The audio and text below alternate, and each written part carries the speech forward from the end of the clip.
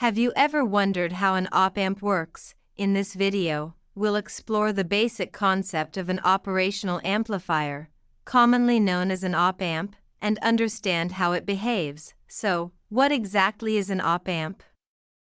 An operational amplifier is an electronic device that performs mathematical operations on input voltages, like addition, subtraction, or amplification. Op-amps are available in IC packages, and they come in several forms depending on how many amplifiers are built inside.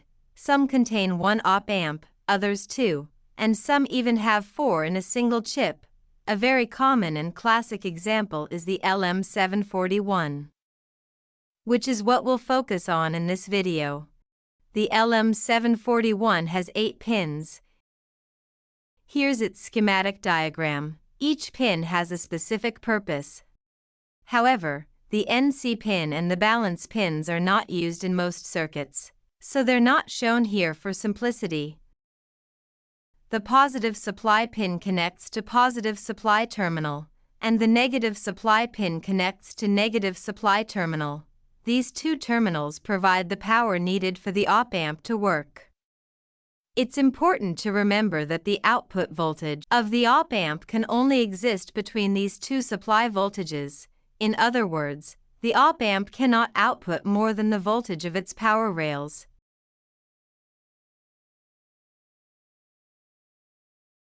Please let me hide the supply pins for simplicity, but remember they are always there.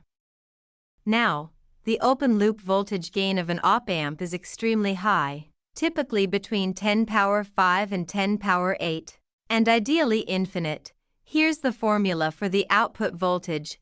Output voltage equals the difference between the non-inverting and inverting input voltages, multiplied by the open-loop voltage gain.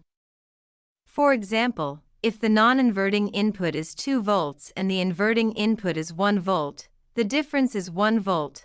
Multiply that by a gain of 10 power 5, and the output would be around 100,000 volts, which is impossible. That's why we say ideally infinite, but in reality, the op-amp can only output voltages between positive supply voltage and negative supply voltage. So, when the non-inverting voltage V2 is greater than the inverting voltage V1, the output jumps to positive saturation, and when V2 is less than V1, the output goes to negative saturation. Because the gain is so high, even a tiny voltage difference between V1 and V2 can drive the output straight to saturation. That's why it's almost impossible to control the output in open-loop mode. This is where the feedback loop comes in. When we use feedback, we can control the gain and stabilize the output. Let's see how it works. If V2 greater than V1, the output voltage rises toward the positive side.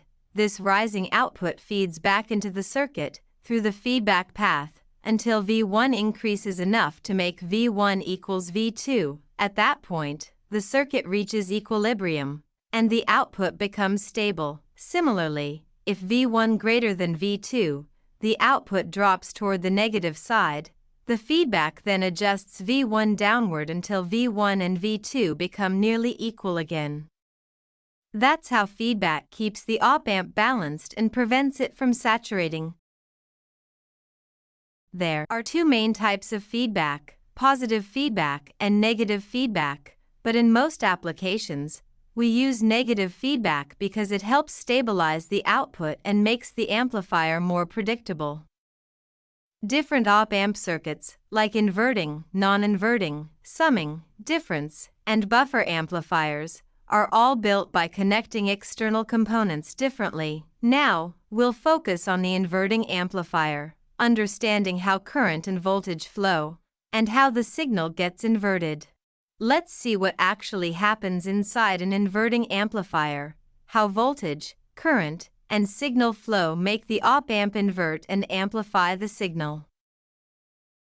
Here's the basic circuit. Our input voltage goes through a resistor, called Rin, to the inverting input of the op-amp. The non-inverting input is connected to ground. Then, a feedback resistor, RF, connects the output back to the inverting input.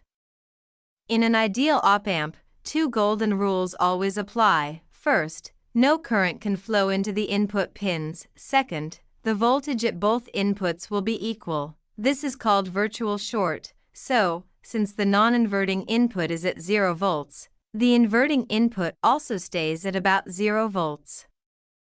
We call this point a virtual ground. Now, let's apply a positive input voltage, say, positive 1 volt, to the input resistor Rin. Because the inverting input is at 0 volts, a current starts to flow through Rin, from the input towards the inverting input node. But remember, the op-amp input doesn't let current flow inside, so that current must go somewhere, and the only path available is through the feedback resistor RF, heading toward the output. So, we get In equals IF. In is the voltage difference across Rin, and IF is the voltage difference across RF. Since V1 equals 0, we get the output voltage formula like this. To keep the inverting input at 0 volts, the op-amp instantly adjusts its output voltage to balance the circuit. As the input goes positive, the output moves negative, creating a perfect inverted version of the signal. The output voltage depends on the ratio of RF to Rin. It follows this formula: Vout equals negative RF divided by Rin multiply Vin. That negative sign means the output signal is inverted. It's 180 degrees out of phase with the input. For example, if Rin is 10 kilo ohms and RF is 100 kilo ohms, the gain is minus 10.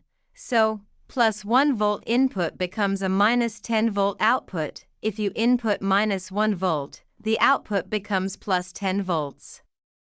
That's how an inverting amplifier flips your signal and boosts its strength.